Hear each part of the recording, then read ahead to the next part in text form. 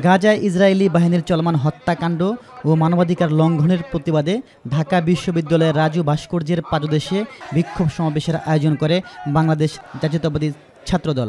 ফিলিস্তিনিদের উপরে ইসরায়েল যে গণহত্যা বর্বর গণহত্যা চালাচ্ছে বিশ্বের ইতিহাসে বিরল।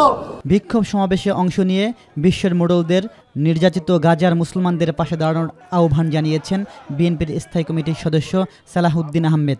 পৃথিবীর সমস্ত মুসলিম বিশ্বের যারা মোড়ল আছেন তাদেরকে আহ্বান জানাই, যারা পরাশক্তির একটি অংশ দিচ্ছে ইসরায়েলিদেরকে, তাদেরকে আহ্বান জানাই এই মুহূর্ত থেকে গণহত্যা বন্ধ করার জন্য আপনাদের পদক্ষেপ নিতে হবে।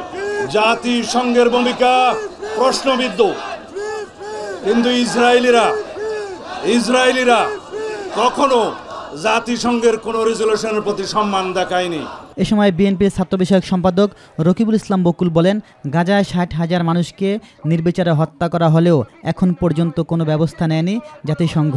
সারা বিশ্বে মানবাধিকার নিয়ে কাজ করে, কিন্তু যেখানে মানবাধিকারের সর্বোচ্চ লঙ্ঘন ভুলণ্ঠিত হচ্ছে সেই গাজা স্ট্রিপে মানবাধিকার সংগঠন কোনো কথা বলছেন না।